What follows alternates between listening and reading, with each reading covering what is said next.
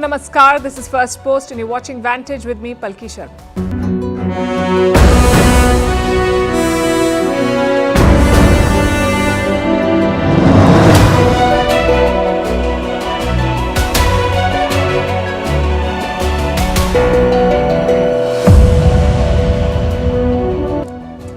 New week, new conflict, this time in South Asia. It's Pakistan versus Afghanistan. Pakistan has carried out airstrikes on Afghan soil. It has bombed 2 places in Afghanistan. Kabul has responded. Tonight we'll tell you where this is heading. Will it be an all-out war? Can either side afford it? Meanwhile, there's a battle for batteries and China seems to be winning it as the US works on its next moves. Elsewhere, Europe is being its hypocritical self, lecturing the world about democracy but showering autocrats with money to keep migrants at bay. In Russia, Vladimir Putin has won a record 5th term in office. What will it change for Moscow and the world? In Japan, the world's last negative interest rate regime is ending. What does it mean? Why is Tokyo doing it now? Is Apple working on a deal with Google to get artificial intelligence in iPhones? Schools teach children to avoid junk food. Why do school canteens sell it then? How the Indian Navy carried out a 40-hour operation and captured Somali pirates. Why Iceland has declared an emergency over a volcanic eruption. And what's Forgive Mom and Dad Day? We'll discuss the headlines first. In India, opposition leader Rahul Gandhi is on the back foot after attacking the government using the word Shakti, which means might. Prime Minister Modi says India's women personify Shakti. The ruling BJP calls Gandhi's remark misogynistic. The Congress leader claims the government is twisting his words. Israel's spy chief to hold talks with Qatari Prime Minister on Gaza truce, say sources. These talks in Doha are the first since mediators failed to secure a truce before Ramadan. Earlier, Hamas had demanded that Israel withdraw from Gaza completely, but now they're willing to accept a partial retreat to agree to a truce. At least 16 soldiers killed in Nigeria. They were responding to a distress call during a clash between 2 communities. The attack took place in the oil-rich Delta state. President Bola Tinubu has ordered a manhunt to bring the perpetrators to justice.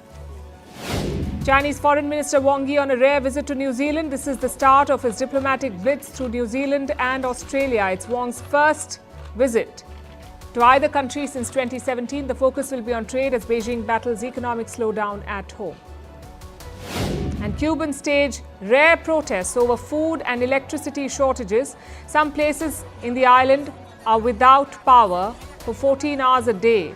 The cash-strapped nation has also hiked the fuel price by more than 400%. Cuba is facing its worst economic crisis since the 1990s.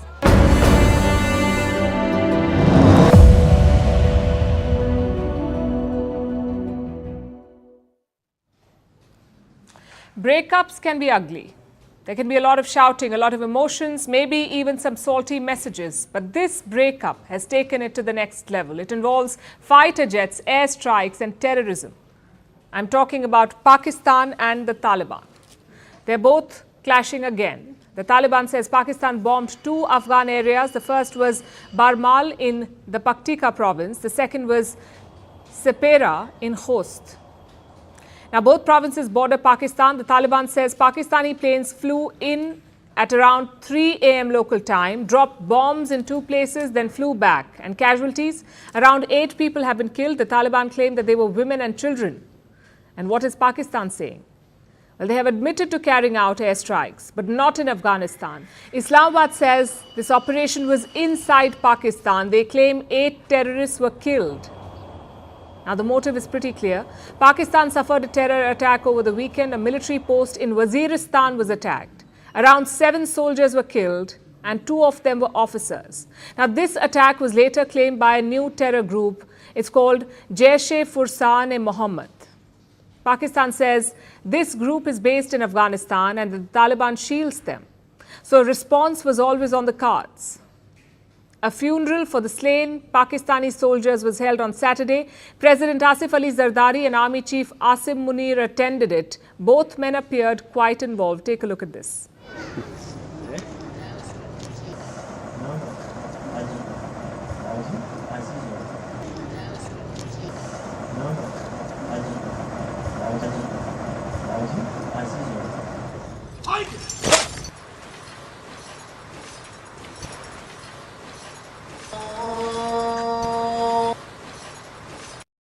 मैं आपसे ये वादा करता हूँ कि ये मेरे बेटों का खून रागा नहीं जाएगा और हम इस खून का खराज लेंगे, इनसे सबसे खराज लेंगे। पाकिस्तान ने यह तय कर लिया है कि जो भी हमारे सरहदों पे या हमारे घर में आके या हमारे मुल्क में आके जो भी टेररिज्म करेगा, हम उसका मुंह तोड़ जवाब देंगे। So there was a warning.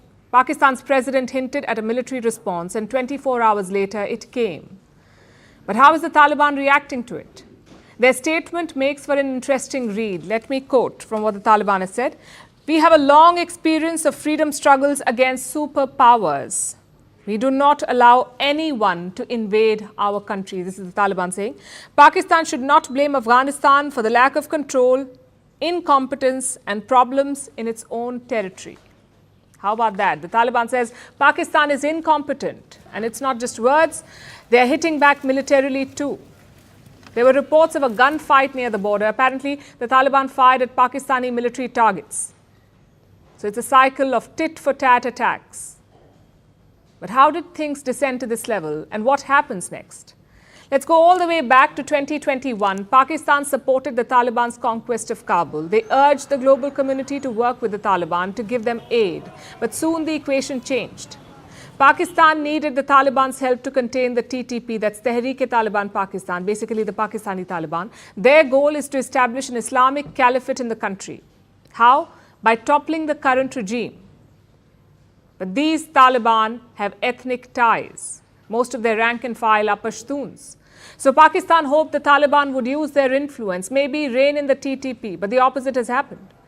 A United Nations report has detailed this nexus. It says the Taliban is arming and funding the TTP. They're setting up training camps, giving them aid packages and also shielding them from Pakistan. And the data supports this. Some 650 attacks were reported last year. They killed almost 1,000 Pakistanis. Around 93% of these attacks were in two provinces, Balochistan and Khyber Pakhtunkhwa. And what's special about them? Both provinces border Afghanistan. So you can join the dots here. The Taliban is giving a safe haven to the TTP. And what has Pakistan done about it? In 2022, they launched similar airstrikes. Around 47 Afghans were killed in the bombing. Then Afghan refugees were deported. There are 4 million of them in Pakistan. Around 1.7 million were ordered to leave. Again, the idea was to build pressure on Kabul, but no luck. Finally, Pakistan complained to the United Nations. They asked the United Nations Security Council to act against the Taliban. Again, no luck. Because the international community has moved on. They may criticize and condemn, but they're not coming to save Pakistan, which raises the question, what next? Well, this Pakistani regime looks weak. The civilian government is deeply unpopular and the army's foothold has eroded. In January, the Iranians flew into Pakistani airspace. They bombed a border town in the west. So the regime had to send a message, a strong and symbolic message that Pakistan is capable of defending itself. Allahu Akbar.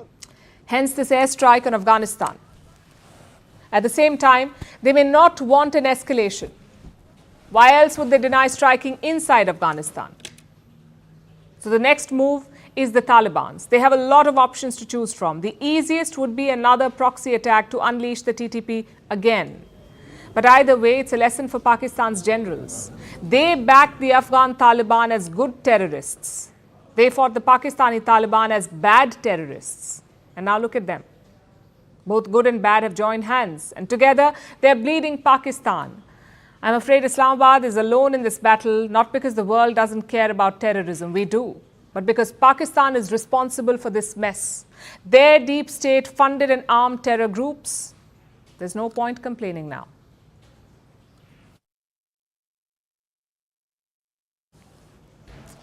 What are the biggest names in EV?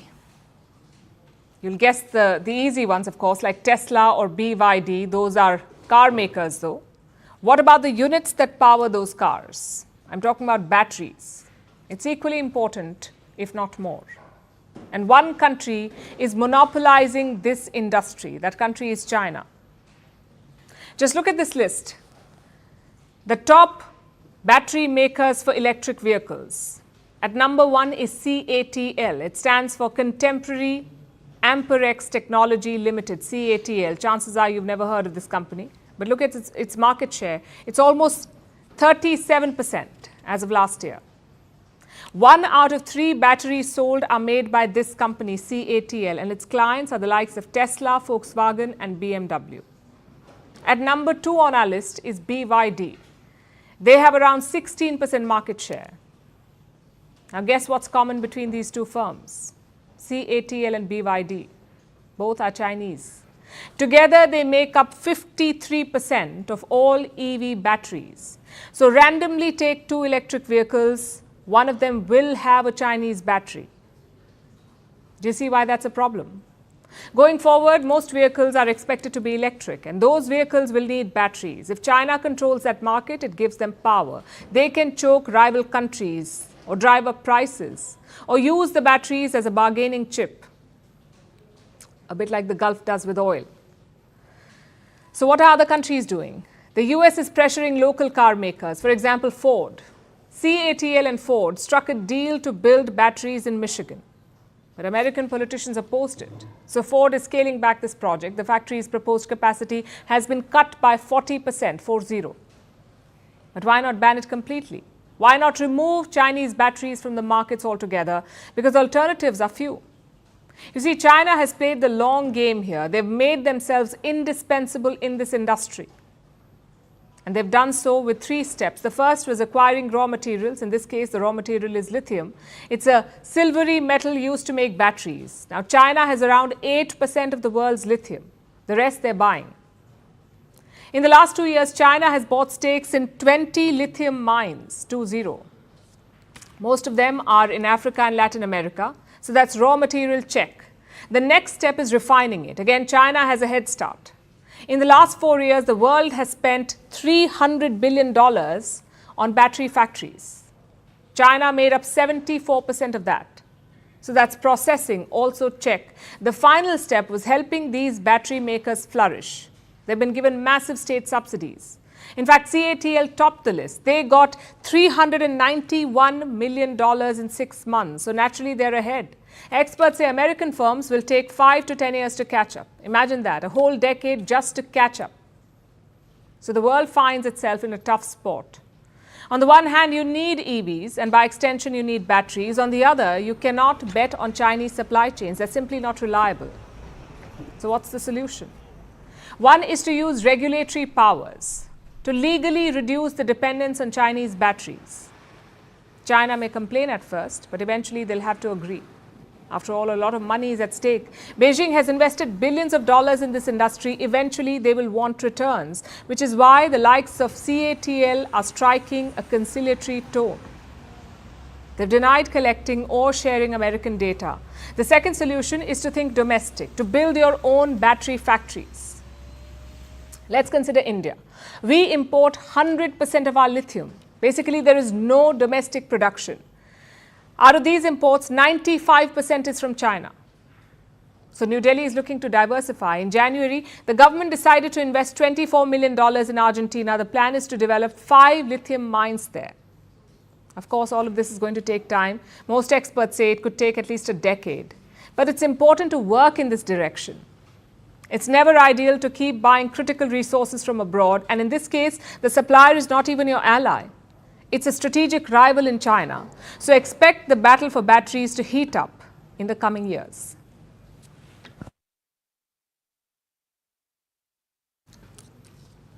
Now let's turn our attention to Egypt. Their president is Abdel Fattah al-Sisi. He's a former military man. He even reached the rank of field marshal before opting for a different career.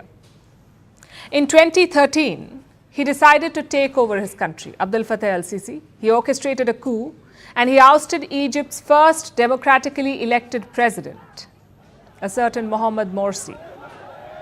El-Sisi took power, won a presidential election the following year, and has ruled since 2013. The man he dethroned was put in jail and he died there in 2019.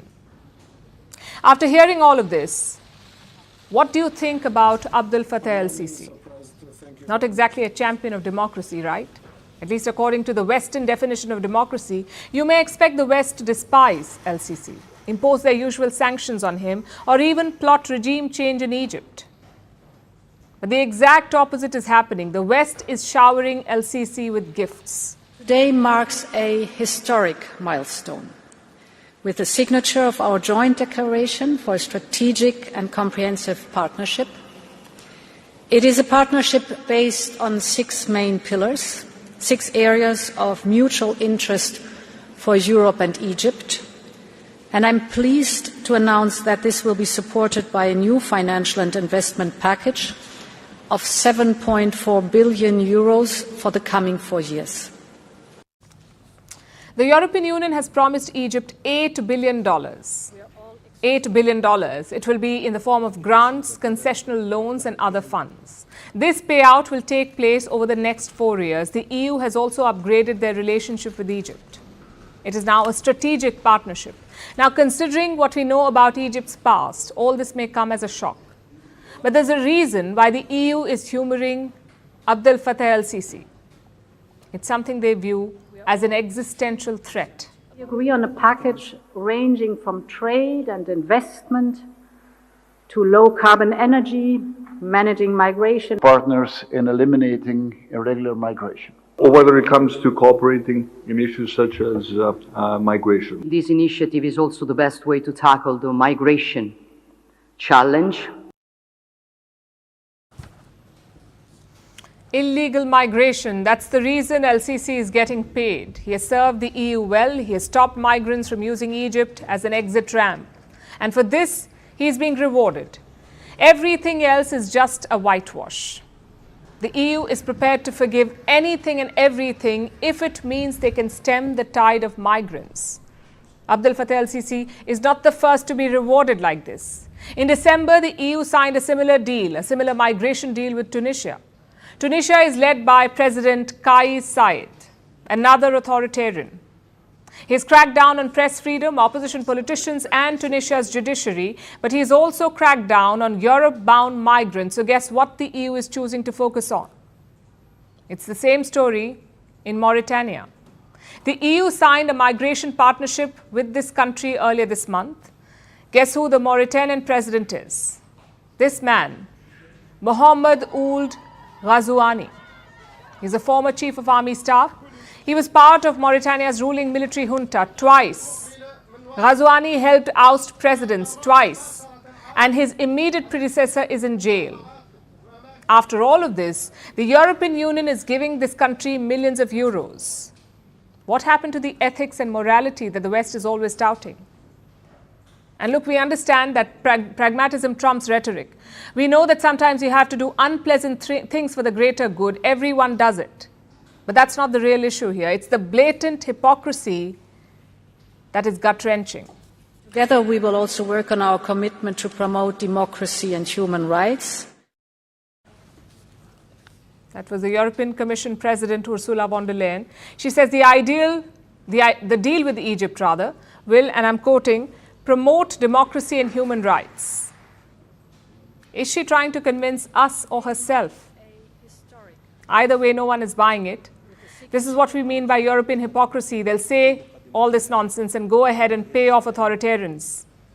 It's why their reputation is in tatters and why no one really wants to listen to Western lectures. They keep proving time and again that they do not practice the democratic values that they preach.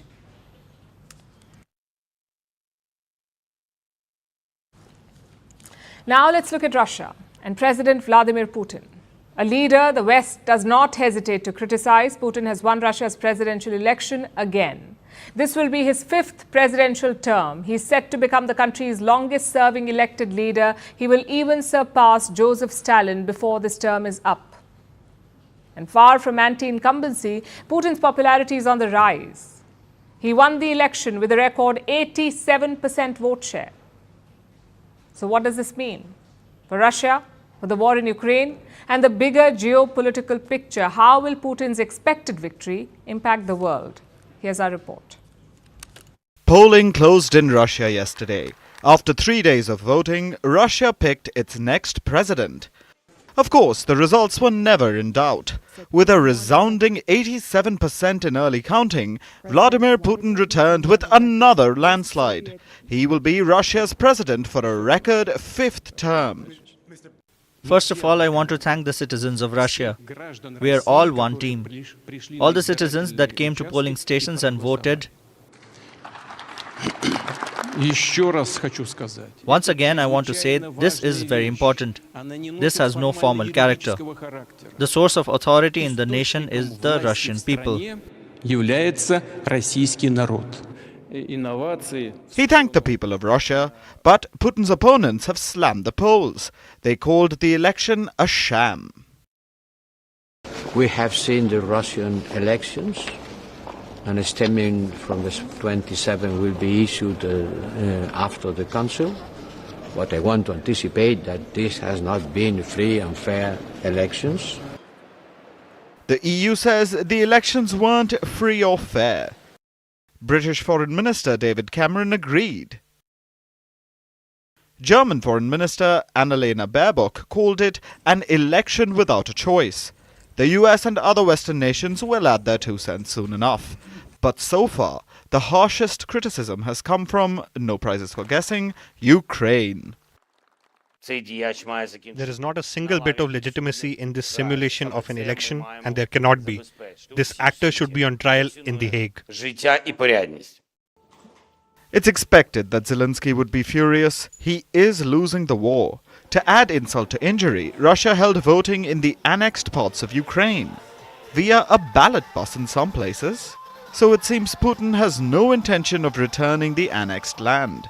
He considers them Russian citizens and voters now. Putin even spoke about creating a buffer zone between Ukraine and Russia, using present Ukrainian territory, meaning Ukraine still has a long fight ahead of it. That's why Zelensky seems angrier than usual. But while Russia's enemies seethe with rage, Putin's allies sent their congratulations. With more than 87% votes, Putin has completely won the war against the entire collective empire of the West. China congratulates on this. China and Russia are each other's largest neighbors and comprehensive strategic partners in the new era. We firmly believe that under the strategic guidance of President Xi Jinping and President Putin, China-Russia relations will continue to move forward. Putin also said that China-Russia ties would continue to grow, which is more bad news for the West. The Russian president has won a resounding mandate. It will embolden him to stick with his current path. Unless the West finds a way to get along with Russia, the world may be in for a rough few years.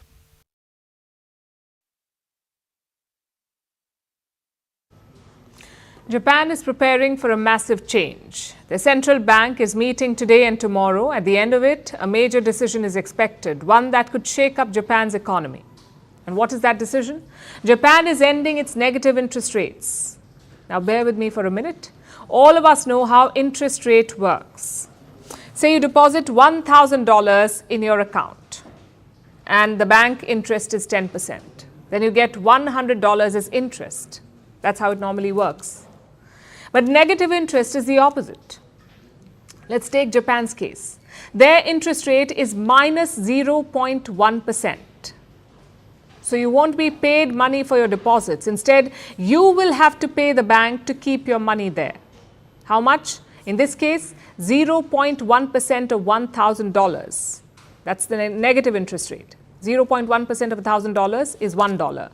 Now, I know you have questions. So let's break this down into 3 parts. First of all, why did Japan have this weird system? Second, why are they changing it? And 3, what will it mean? Negative interest is a policy tool of central banks. They use it to fight falling prices. Now, you may be wondering, what's wrong with that? Isn't lower prices good for consumers? Well, in the short run, yes. But over long periods, no, it's not good. When prices fall, companies make less money. After all, their products are now cheaper, so they're making less money. And when companies make less money, they cut down production. Less production requires fewer jobs. So eventually, you will see layoffs. Your economy will flatline, and that's what Japan was experiencing. In the 1990s, they fell into a recession. There was a stock market and real estate crisis in Japan. Most Japanese banks reported massive losses. So afterwards, they had no money to lend. This led to a gradual fall in money supply and circulation. And the end result? Deflation, meaning prices decreased over time. Another factor is Japan's work culture. The first priority for most Japanese employees is job security, not a massive bonus, not a double-digit hike. Most of them just want security. As a result, companies hold back on raises. Again, the end result is the same. Less spending, less inflation. To combat this, Japan entered negative interest rates in the year 2016. And the idea here was quite simple. Force banks to keep lending more. Force people to spend more. Basically, do anything but park your money in bank accounts. Some European banks have also tried this back in the 2010s. But today, there is only one negative interest regime in the world, and that is Japan. So why are they changing it now? Because Japan's wish has come true. They finally have inflation. Prices rose by almost 2% in January. It was the third straight month of inflation. One reason for that is geopolitics. The wars in Ukraine and West Asia both have driven up energy prices around the world. And Japan does not have its own energy. Around 90% of their oil is from West Asia. Now, as the prices rose, so did Japan's inflation. Another reason is the record wage hike. Every year, Japanese companies negotiate with workers' unions and they decide on their salary hike. This year, it's 5.28%. That's the wage hike. It's the biggest in more than 33 years, 5.28%. All the big companies are on board this time, like Toyota Motors. They've announced their largest pay hike in 25 years. But how will this help inflation? Well, more income equals more spending. More spending equals more inflation. So Japan's central bank is now optimistic. They feel confident enough to increase the interest rate, to exit the negative interest regime.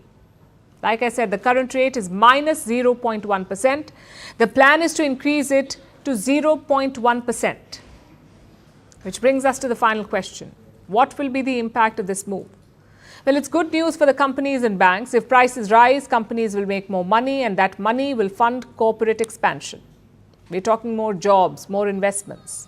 It could rescue Japan from its economic rut. Until 2024, Japan was the third largest economy in the world, but in January this year, it slipped to the fourth spot. Germany took the third rank, and that too in the middle of a recession. So Tokyo needs to jumpstart its economy.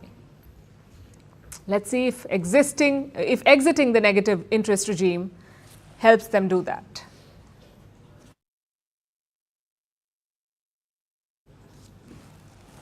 Our next story is about an unlikely union, Apple and Google. Two tech rivals are looking to collaborate. Apple wants to use Google's AI chatbot on iPhones. It is in talks to license Gemini, and at this point, none of this is confirmed. But if it happens, it won't be a first.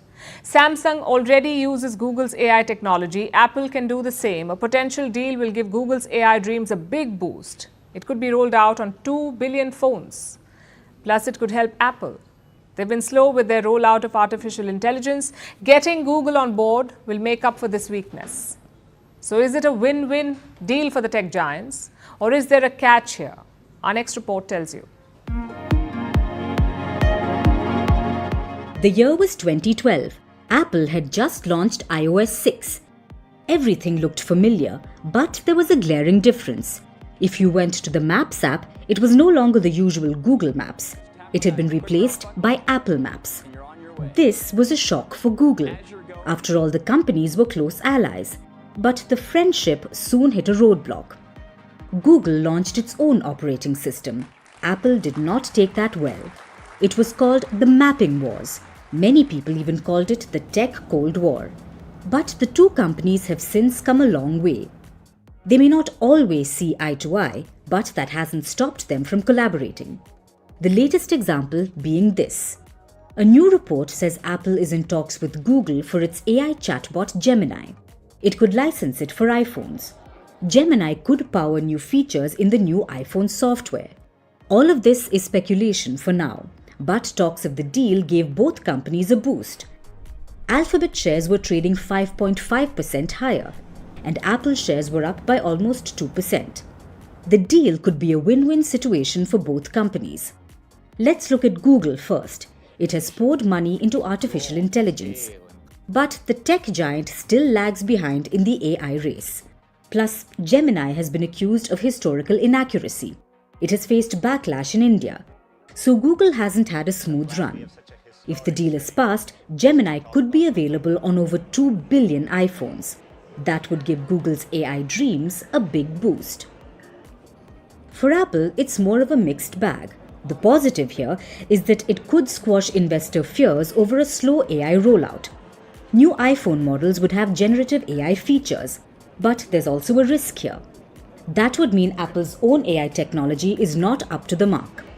CEO Tim Cook has long spoken about Apple's AI dreams. He says the company is significantly investing in generative AI. Reports suggest that Apple is testing out an in-house chatbot. It's called Apple GPT, but it's believed to be inferior to other models. Using Gemini for its phones will prove just that. This isn't the first time Apple and Google have come together. Google is the default search engine in Safari. It's a deal that the companies cracked 20 years ago. Google pays Apple $10 billion every year to remain the default, so a new deal wouldn't be unprecedented. But Google isn't the only one Apple is talking to. It's also in talks with OpenAI's ChatGPT. No deal is likely to be announced in the coming months. We'll only find out when Apple rolls out its new software later this year. Vantage continues after a short break.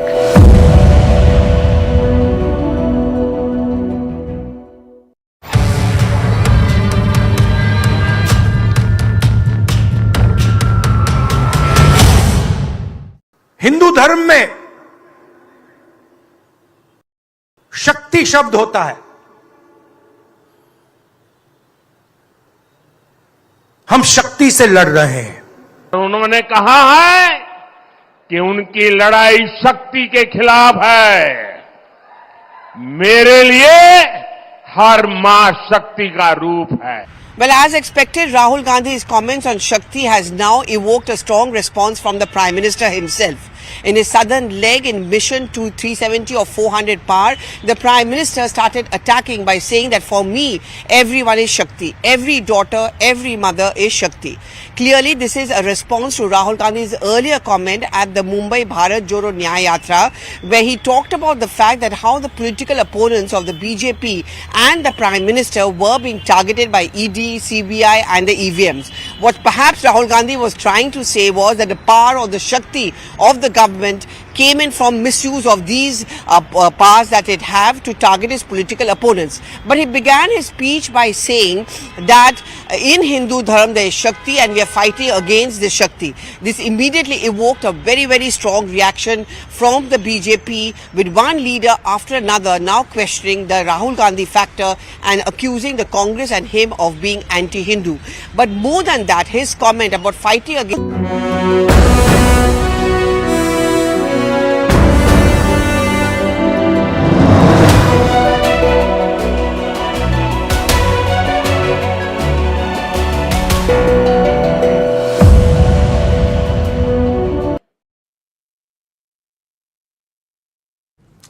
Do you remember your school canteen?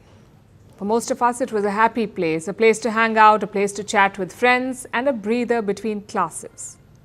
But do you remember what was served in those canteens?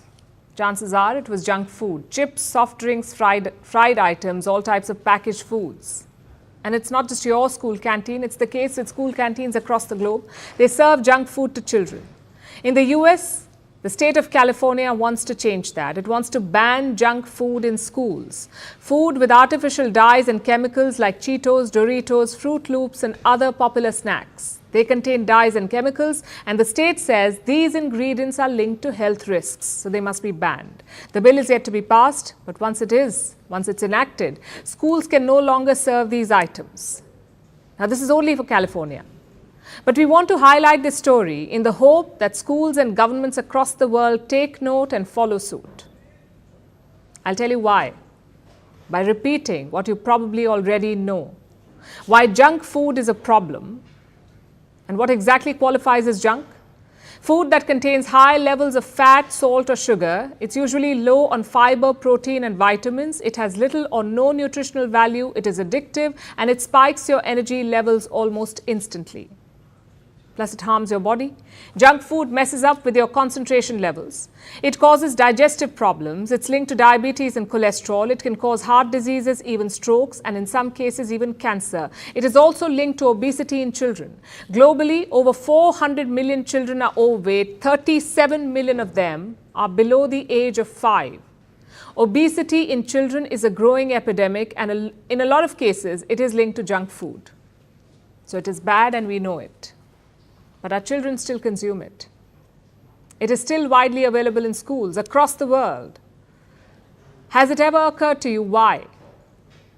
Schools teach children to avoid junk food with lessons and activities starting from pre-nursery, but the same schools offer children the same junk food in canteens. What gives?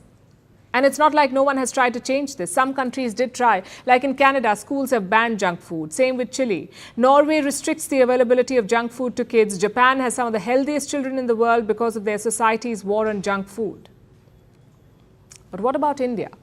In 2020, a new directive on junk food was issued in India. It came from the FSSAI, that's the Food Safety and Standards Authority of India. It's the food regulator, basically. It proposed a ban on junk food in schools. And not just in schools, at least 50 meters around schools. No ads or sales of junk food. That was the proposal. But it has changed little, because the implementation depends on schools. Also, this directive was only for public schools. So private schools continue teaching against junk food in class and serving it in canteens. And even if some schools try to change it, the market is hard to resist because there's a lot of money riding on junk. India is an emerging market for junk food companies. The sale of snacks and soft drinks has almost tripled in the last 10 years. In 2023, the sale of junk food in India crossed $30 billion. This is at the cost of your child's health. Enter any school canteen and chances are you'll be greeted by packets of chips and soft drinks. They would tempt anyone, even adults, so why blame children? A child's food choices are influenced by their environment. If junk food is available, chances are they'll eat it. Which is why schools play a crucial role here. They must be healthy places. They must shape healthy food habits. They must help improve children's diets, which means regulation is the only way to go. Schools are the building blocks of a child's life. It's time they walk the talk on healthy eating.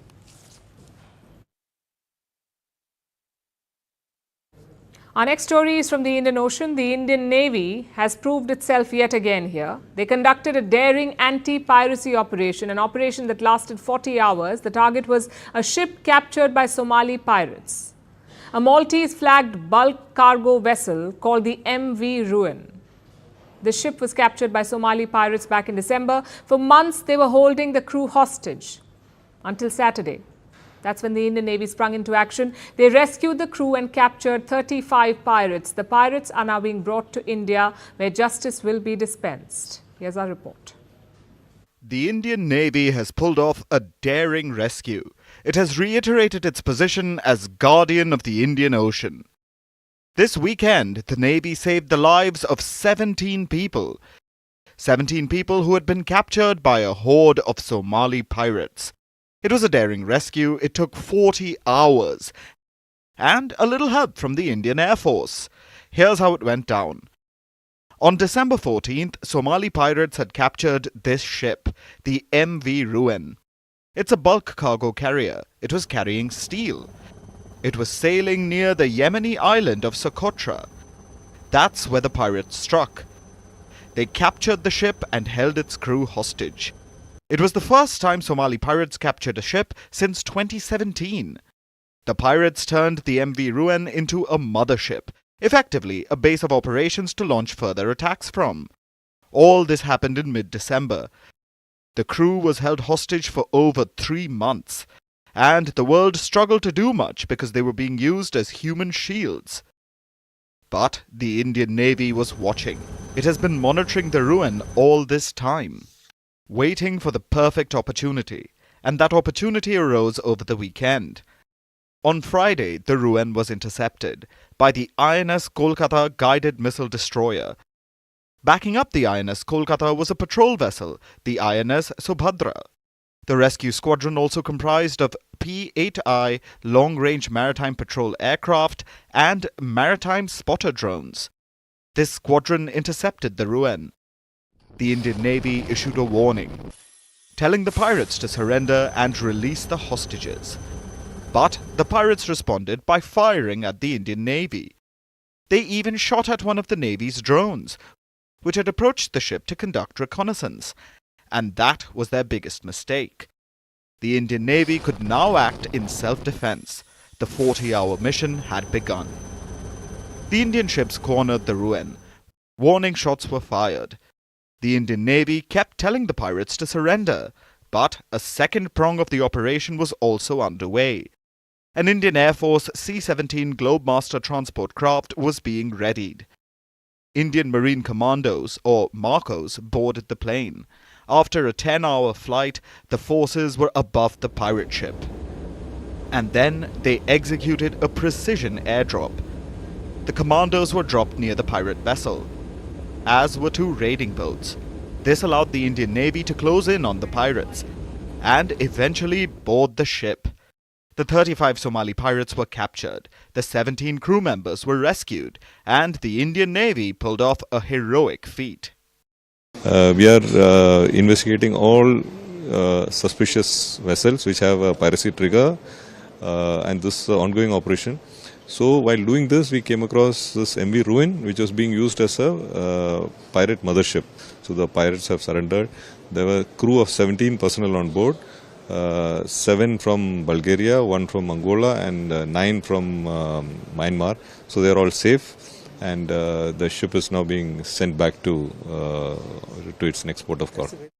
The Ruin was run by a Bulgarian company. You can imagine how pleased Bulgaria is, now that both the crew and the ship are free.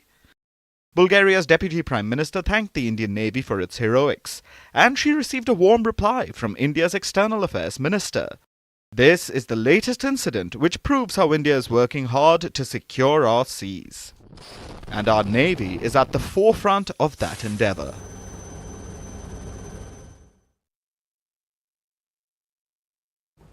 Our next story comes from the land of fire and ice, Iceland. So this week, the Nordic nation is making news for its fire. A volcano erupted in southern Iceland on Saturday. It happened with little notice and unleashed a string of eruptions in the area, leading the authorities to declare a state of emergency. This is the fourth volcanic eruption in the region since December. While such eruptions are common in Iceland, this is one of the biggest in the region since 2021, and it poses a big risk to geothermal infrastructure. Here's a report. Blaring sirens, an orange-hued dark sky, plumes of smoke, and glowing magma oozing out of it. What seems to be the gates of hell opening up is a scene from the land of fire and ice, Iceland. A volcano erupted in southern Iceland on Saturday night, the fourth in the region since December and one of the biggest since 2021. Lava fountains burst out of the ground near the town of Grindavik, home to about 4,000 people, and the Blue Lagoon, one of Iceland's most famous tourist attractions. Residents and visitors were evacuated shortly after the eruption. I've never experienced anything like that before. The eruption happened with little notice. According to the Meteorological Office, the indications were received about 40 minutes ahead of the eruption, and the first warning was sent only moments before the eruption. So this was definitely expected. There had already been several statements issued from the Icelandic Met Office about an imminent eruption in the area, but of course the exact time of it starting is it's not possible to predict. Authorities have declared a state of emergency. As we speak, the lava flow has slowed down in pace. So the rate of lava flow is getting lower and lower, it seems like, and the barriers that were built around the town, they are diverting the flow around it. Most of the flow is going east of the town towards the sea, so it looks like the barriers are really doing the job they were designed for. However, the lava stream is still moving forward, and this poses a major threat. It's about 650 feet away from the region's water pipe. This is the distribution pipe of a geothermal plant. It provides hot water for most of the region, so this is crucial infrastructure, and the moving lava could damage it. But there's a bigger problem here. The lava is flowing southwards. If it continues to, it could reach the sea. If it comes into contact with seawater, it will become unstable, leading to minor explosions and toxic fumes. But there's not much anyone can do about it. So far, authorities hope that the lava flow stops on its own. There are risks here, but Iceland is not too worried. After all, it's not their first rodeo. Iceland is one of the most volcanically active places on Earth. An eruption occurs every 3 to 5 years. In fact, this has spawned an entirely new branch of tourism: volcano tourism. Adventurers from all over the world fly to Iceland. They bike, hike or abseil across active volcanoes. These eruptions attract hundreds of thousands of visitors. Chances are this volcano too will help Iceland turn its lemons into lemonade, though waiting for that to happen can feel like playing with fire.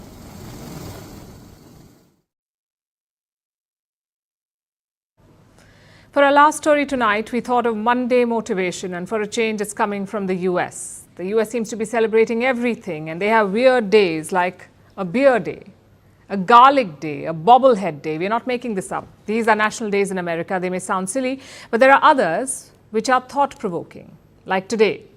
It's Forgive Mom and Dad Day. It sounds like parental agenda or pop psychology propaganda, but the US observes it today on March 18th, Forgive Mom and Dad Day. No historical proof is tied to this day, but the message is quite simple.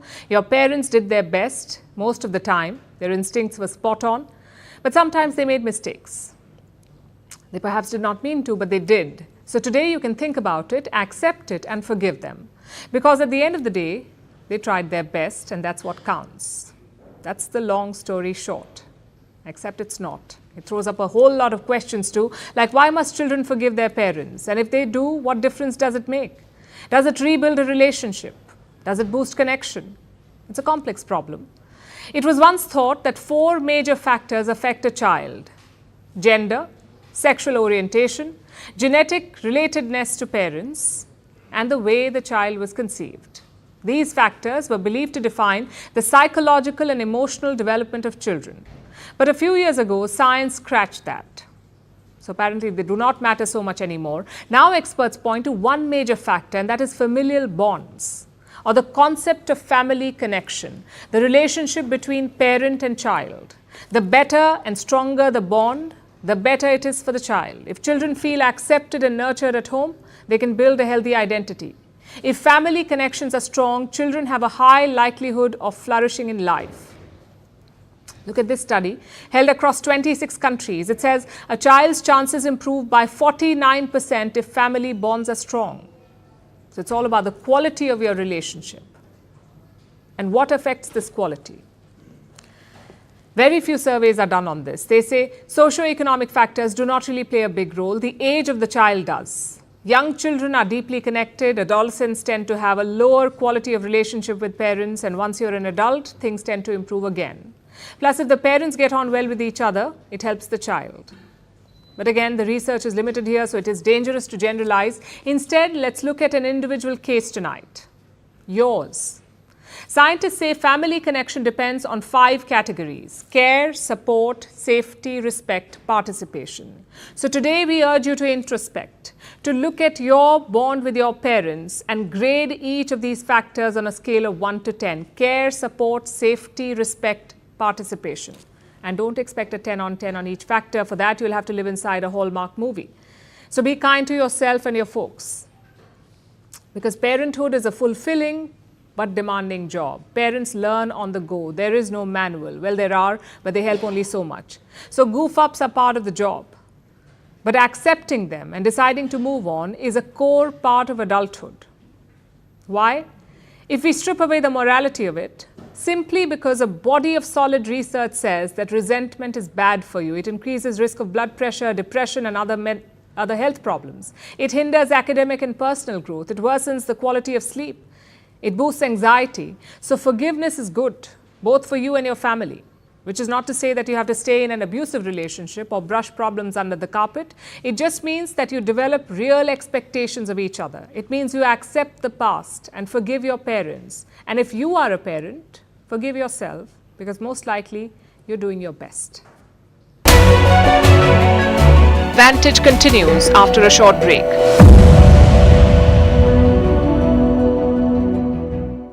Also earned him the tag of being a misogynist. That's exactly what the Prime Minister has played on when he says that for me, every daughter, every mother is Shakti, clearly is reaching out to women empowerment. As we all know, Nari Shakti, women empowerment, is at the crux of the Lok Sabha elections 2024. With the number of women voters increasing, large number of women now stepping out into those fields where they have never entered before. This comment of Rahul Gandhi is now getting this color which has been given by the BJP of him being an anti-women's mindset. That, along with an anti-Hindu mindset narrative against Rahul Gandhi and the Congress party, can hurt it politically. So yet another slogan which has now been taken up by the BJP at a time where every political party is now trying to woo the woman card. Rahul Gandhi has been a controversial child when it comes to his language. In the recent past, many of his comments has made things difficult for his party. Remember, recently he had told the crowd during the Bharat Jodo Nyaya Yatra that look, the PM wants you to chant Jai Shri Ram because he doesn't want your attention to be focused on unemployment, on rising prices. Also remember, during the Kashi leg, he had said that when I went there, I found a large number of women, a large number of youth who were drunk, and this is again his dig at the Kashi corridor. These are emotive moments post Ram Mandir.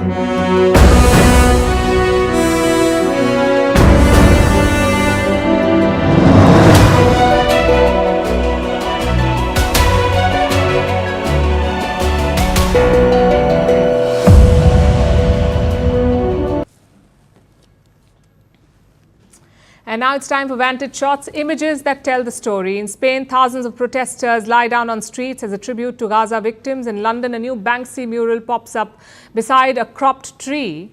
And sandboarding makes a comeback in Namibia for the first time since the pandemic. Finally, we are taking you back in history. On this day in the year 2000, Sen Soi Bian was elected president of Taiwan. He was leader of the pro-independence movement that sought statehood for Taiwan. His win ended the Nationalist Party's 55-year rule. We're leaving you on that note. Thanks for watching. We'll see you tomorrow.